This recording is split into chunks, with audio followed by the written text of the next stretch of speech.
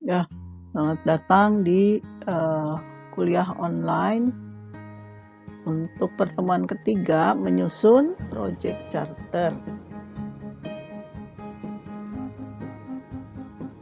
Ya, pembahasan di materi ini adalah yang pertama penjelasan tentang project charter, kemudian nanti waktu membuat project charter itu ada di tahapan apa. Yang ketiga, bagaimana membuat project charter, diberikan template-nya. Pengertian project charter adalah sebuah dokumen yang menggambarkan tujuan proyek dengan menyertakan informasi spesifik lainnya seperti yang diberikan dengan proyek.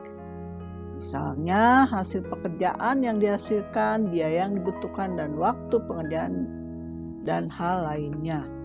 Nah, kadang project charter juga disebut sebagai term of reference atau kerangka acuan kerja. Namun TOR itu biasanya lebih lengkap daripada project charter yang merupakan gambaran global ya, ringkasannya. Nah, TOR juga merupakan dokumen dasar untuk suatu kegiatan proyek, menjadi bahan acuan pembuat proposal. Kemudian siapa yang membuat TOR? Umumnya perusahaan atau individu pemberi proyek, kecuali perusahaan belum atau tidak memahami tentang proyek-proyek yang didukung teknologi informasi. Nah, kapan project charter diterbitkan? Nah, project charter diterbitkan pada fase initiating, di mana digunakan sebagai masukan pada saat fase planning. Jadi ini sebagai dasar untuk membuat rencana proyek. Kemudian, berikut ini adalah template untuk menyusun project charter. Ada 11 item ya. Ada nama proyek, sponsor proyek, manajer proyek, tujuan proyek, scope proyek, business case untuk proyek, hasil pekerjaan, waktu pelaksanaan, resource dan asumsi dan kendala serta risiko. Nah, contoh di sini misalkan nama proyeknya adalah penggantian sistem aplikasi Office dari Microsoft Office 2016 ke LibreOffice 5. Sponsor proyeknya bisa perusahaan, di sini contohnya bisa juga manajer, di sini contohnya CIO ya, di mana CIO adalah seorang manajer divisi TI ya. Kemudian manajer proyeknya, sebutkan perannya, manajer senior atau analis sistem. Tim proyeknya juga sebutkan perannya, jadi tidak perlu menyebutkan nama orang-orangnya. Ya. Jadi sebagai apa aja. Nah, karena orang-orangnya akan dicantumkan setelah mengetahui siapa yang akan mengerjakan. Selanjutnya, tujuan proyek mengganti aplikasi Office dari Microsoft Office 2016 ke LibreOffice 5 ya, pada 200 unit komputer dan sudah siap untuk digunakan per tanggal misalkan 30 Desember 18. Nah, kemudian scope menjelaskan cakupan proyek, yaitu penggantian aplikasi dari Microsoft Office ke LibreOffice. Setelah itu, karena sebelumnya pakai Office, ya harus ada konversi data dan dokumen, kemudian training ke user. Nah, selanjutnya business case. Business case itu adalah kasus bisnis yang terjadi sebagai latar belakang mengapa proyek ini dikerjakan. Nah, ya, seperti kita ketahui, Microsoft Office 2016 adalah sebuah paket aplikasi yang umum digunakan untuk pengolahan data. Namun Microsoft Office ini sudah digunakan di perusahaan ini lebih dari 2 tahun, sejak 2016. Nah, sejak diberlakukannya Undang-Undang ITE, maka penggunaan aplikasi Office ini akan dihentikan karena dapat melanggar aturan yang berlaku.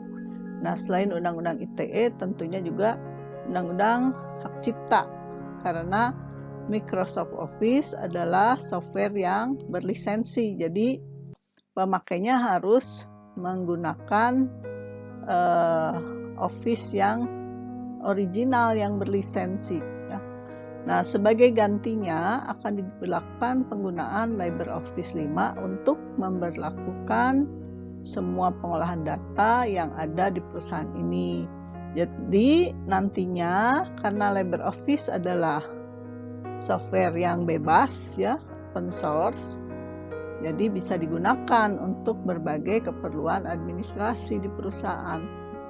Aplikasi LibreOffice ini dapat melakukan sebagian besar pekerjaan yang dilakukan pada program aplikasi Microsoft Office. Selain free, aplikasi ini juga tidak kalah dengan aplikasi Microsoft Office karena hampir semua fiturnya sama.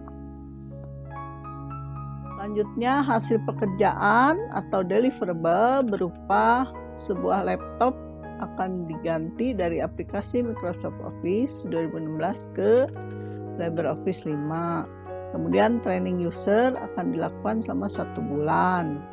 Ya, dari 1 sampai dengan 30 Oktober.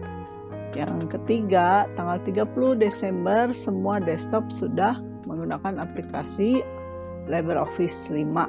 Ya. Waktu pelaksanaannya ini juga digambarkan secara global ya.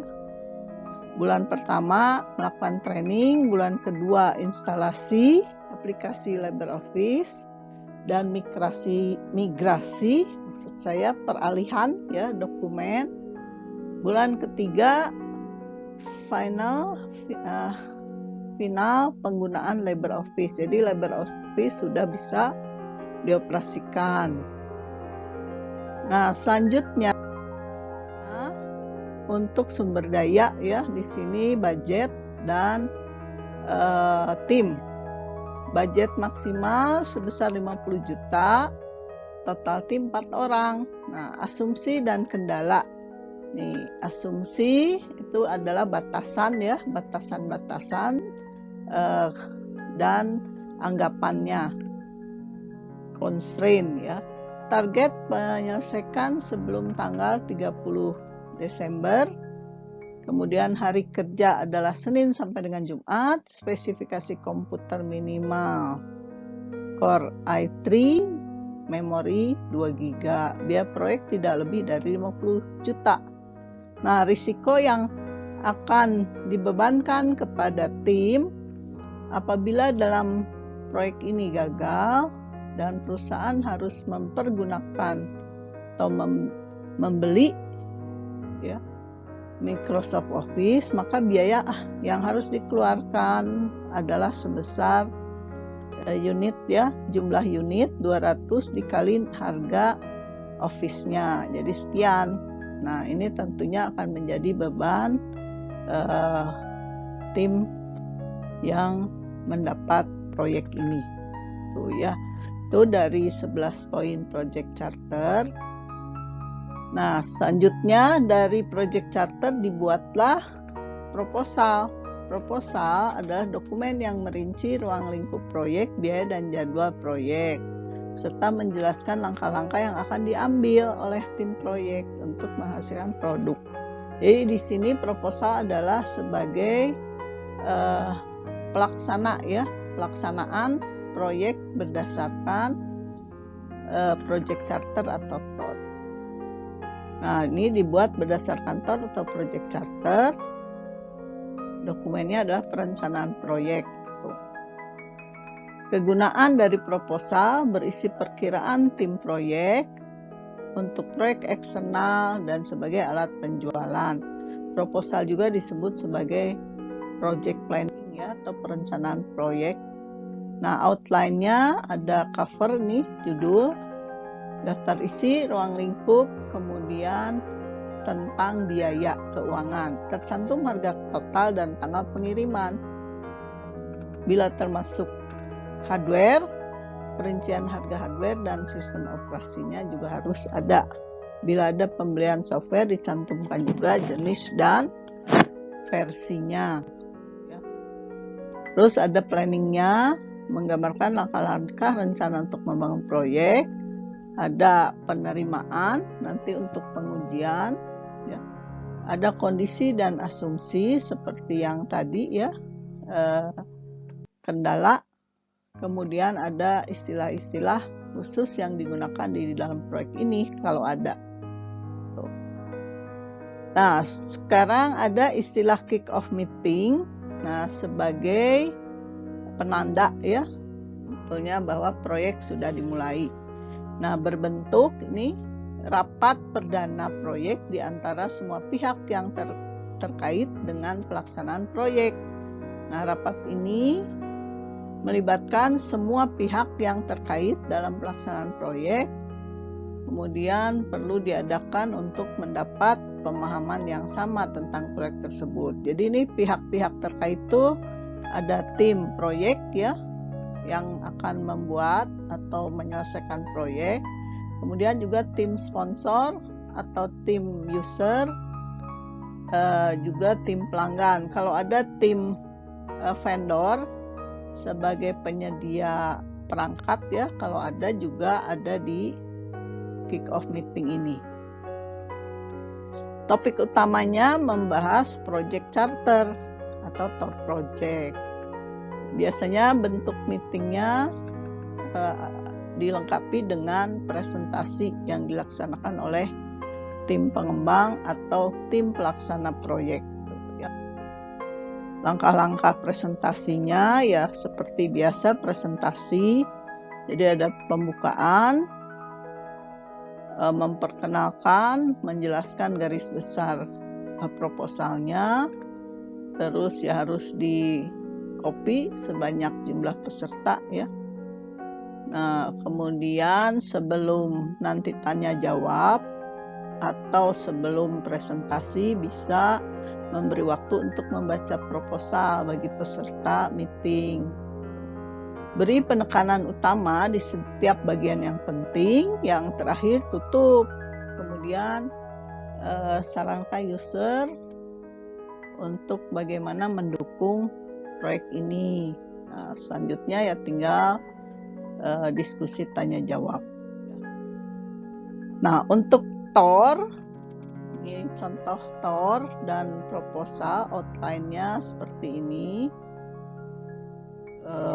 Untuk TOR itu ya ada latar belakang, tujuan proyek, sasaran proyek yang merupakan dampak hasil pekerjaan, terus lingkup, deliverable, ini hasil ya, lingkup kegiatan, sumber daya, orang, biaya dan material, waktu dan metodologi. Nah, untuk yang pakai project charter, metodologinya dicantumkan di bagian asumsi ya. Tuh. Nah, selanjutnya kalau untuk proposal atau project planning itu terdiri dari outline seperti ini, ada pendahuluan yang isinya menggambarkan tujuan atau sasaran proyek. Kemudian ini tim ya, tim pengembang, organisasi proyek, analisis risiko, kebutuhan sumber daya, software dan hardware, buat WBS sebagai rincian dari scope di TOR ya atau project charter. Begitu juga jadwal sebagai rincian dari jadwal yang global di TOR atau project charter. Nah, bentuknya seperti ini ya untuk proposal. TOR tadi sudah ya. Nah, untuk tugas kelompok yang ke-1 yaitu yang nanti dipresentasikan, tiap kelompok silakan membuat project charter sesuai dengan topik yang sudah ditetapkan ya, dan metode juga yang sudah ditetapkan. Metodenya dimasukkan di dalam asumsi di project charter. Kemudian buat juga TOR-nya sebagai dokumen lengkapnya.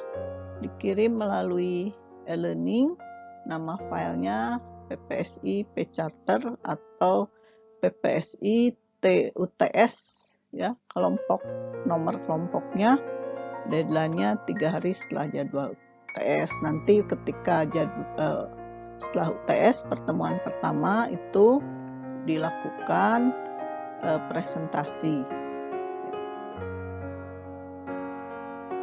Nah, selanjutnya demikianlah materi pertemuan ketiga tentang project charter. Semoga bisa dipahami dan silakan kerjakan tugas-tugasnya. Terima kasih.